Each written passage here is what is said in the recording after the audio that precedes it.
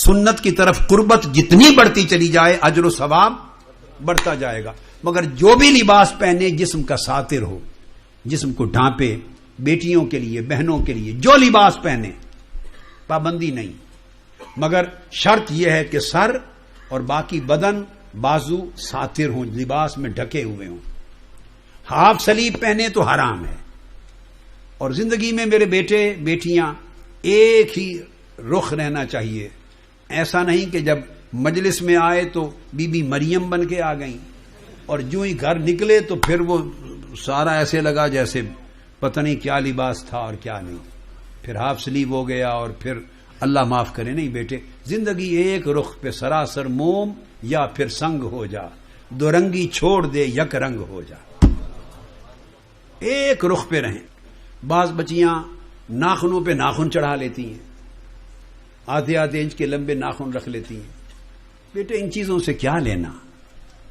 اللہ نے جو اپنی فطری خلقت میں حسن رکھا ہے وہ کسی جعلی شے میں نہیں ہے.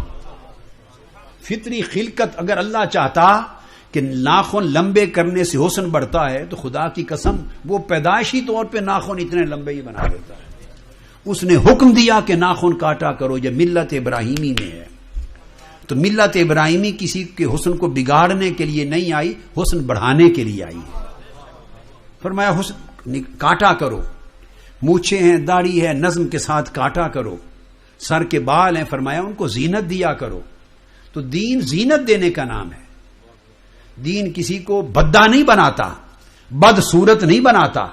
تو اللہ کو خوبصورتی پسند ہے.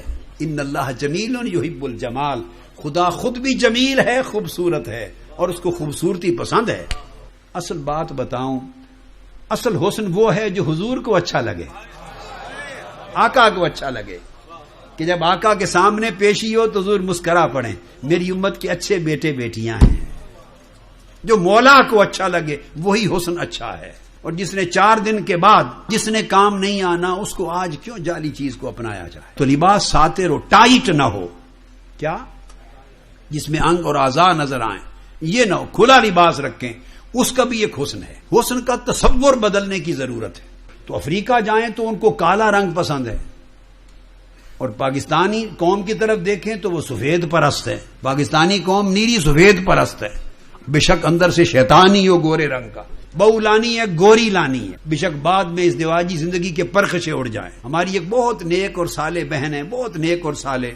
ان کی بہو آنے کا ایک مسئلہ تھا تو وہ کہنے لگی کہ اگر بہو لیں تو ایسی تو ہو نا جی اٹھ دے بیٹھ دیا گھر چل دی پھر دی اکھاں نو ٹھنڈک تا لگے نا، دل تا خوش ہو گئے نا، چلے پھرے تا دل تا دیکھا نو تا جی کرے نا، خوش ہو گئے. تو مقصد یہ ہے کہ ہم صورت اور ظاہر گورے پن پہ جاتے ہیں. کہیں کالے کا حسن کا معیار ہے، کہیں گورے کا معیار ہے. میرا مطلب ہے دنیا میں جہاں جائیں حسن کے معیار بدلتے ہیں، پسند اور ناپسند کے معیار بدلتے ہیں. تو جب یہ بدلنے والی چیز ہے تو بدلنے والی چیز کے پیچھے کیوں جاتے ہیں؟ اس شے کے پیچھے جائیں جو قیامت کے دن تک نہیں بدلنی. اور شرم جیسا حسن کوئی نہیں، حیا جیسا حسن کوئی نہیں، سنت نبی جیسا حسن کوئی نہیں، طاعت اور عبادت اور مطابعت سنت جیسا حسن کوئی نہیں. اور میں آپ کو اللہ کی قسم کھا کے کہتا ہوں، آپ زندگی عبادت اور طاعت میں گزاریں، آپ کے چہروں پر نور نظر آئے گا. اگر جسمانی حسن میں کمی تھی، عبادت حسن پیدا کر دے گا. عبادت گزار بندے جن کے دل نور سے روشن ہوتے ہیں ان کے چہرے منور ہوتے ہیں. لوگ ان کے چہروں کو دیکھ کے اپنی آنکھوں کو ٹھنڈک لیتے ہیں. وہ کون سا حسن لے کے آئے ہیں؟ وہ ان کا نور طاعت ہوتا ہے، نور عبادت ہوتا ہے، نور تقویٰ ہوتا ہے. وہ باطن کا نور ظاہر کو بھی خوبصورت کر دیتا ہے. لہذا بیٹے بیٹیاں جوان ان مصنوعی من گھڑت فرسودہ دجالی اور شیطانی معیارات سے نکل جائیں. اپنی آئیڈینٹی قائم کریں، اپنا تشخص قائم کریں، کمپلیکس سے نکلیں. یہ سارا انفیریورٹی کمپلیکس ہے. نہ وائٹس کو ہے کمپلیکس اور نہ بلیک ورلڈ کو کمپلیکس ہے. یہ صرف براؤنش ورلڈ کو کمپلیکس ہے. پاکستانیوں کو، ہندوستانیوں کو، بنگلہ دیش، ہماری قوم کو اپنی شناخت کھو دینے میں سب سے آگے ہیں. احساس کمتری ہے، انفیریورٹی کمپلیکس ہے. نکلو اس سے. تم مصطفیٰ کی امت ہو، تم سے بڑا اقوام و ملل میں کوئی اونچا نہیں ہے. تم آقا کے غلام ہو، کلمہ محمد پڑھنے والے ہو صلی اللہ علیہ وسلم. پھر حضور کی غلامی اتباع میں آؤ. تم سے عزت باعزت ہے کوئی نہیں دنیا میں. اپنے اس انفیریورٹی کمپلیکس کو ختم کرو, کانفیڈنس ڈیولپ کرو اپنا. اور کانفیڈنس علم سے, تقوی سے, نالج سے, اپنی ایفرٹ سے آتا ہے. یہ لباس وغیرہ اونچ نیچ کرنے اور یہ سارے ملنگی لباس بھی نکل آئے ہیں, تو یہ اس قسم چیزوں سے کانفیڈنس نہیں آتا, نہ کوئی عزت بنتی ہے.